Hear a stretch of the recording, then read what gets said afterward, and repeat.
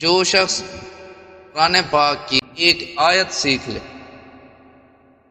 بلکہ سیاہ ستہ میں ابن ماجہ کی ایک حدیث ہے، ایک روایت ہے، حضرت ابو ذر رضی اللہ تعالیٰ عنہ فرماتے ہیں رسول اللہ صلی اللہ علیہ وآلہ وسلم نے فرمایا کہ اے ابو ذر، اگر تم ایک آیت سیکھ لے تو یہ 100 رکعت نفل سے بہتر ہے، 100 رکعت نفل سے بہتر ہے۔ اور اگر دین کا تو ایک باب سیکھ لے یہ 1000 رکعت نفل پڑھنے سے بہتر ہے۔ مطلب کیا ہے؟ آپ حضرات بیٹھے ہو، آپ کے سامنے قرآن پاک پڑھا گیا، صحیح تلفظ کے ساتھ پڑھا گیا، آپ نے وہ ایک آیت سیکھ لی، تلفظ کے ساتھ سیکھ لی، صحیح طرح پڑھنا جس طرح تھا اس طرح آپ نے سیکھ لی، تو آپ اس شخص سے بہتر ہو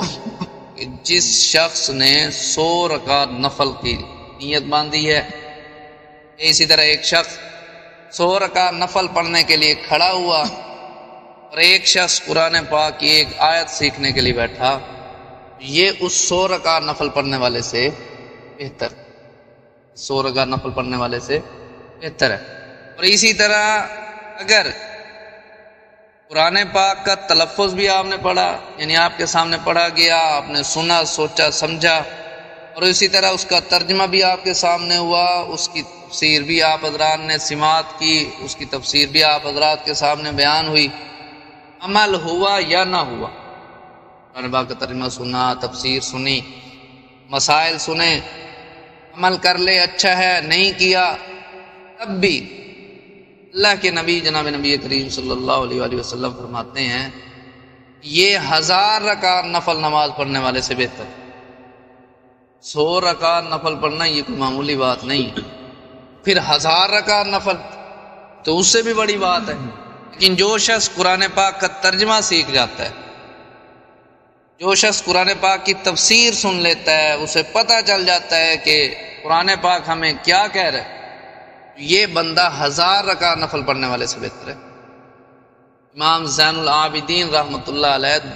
دن میں 1000 رکعت نفل پڑھا کرتے تھے۔ بہرحال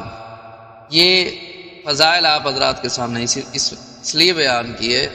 تاکہ ہمارے دلوں میں درس قرآن پاک کی اہمیت ہو۔ ہم جو یہاں بیٹھتے ہیں یہ ہم اپنا وقت ضائع نہیں کر رہے بلکہ قیمتی بنا رہے۔ اسی طرح ان لوگوں کو بھی یہ سوچنا چاہیے جو لوگ درس قرآن پاک کو چھوڑ کر نہیں جی ہم نے تلاوت کرنی ہے،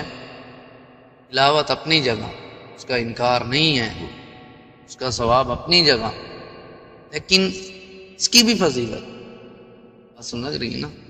اللہ تبارک و تعالیٰ سے دعا ہے اللہ تبارک و تعالیٰ جو کچھ کہا سنا عمل کرنے کی توفیق عطا فرمائے۔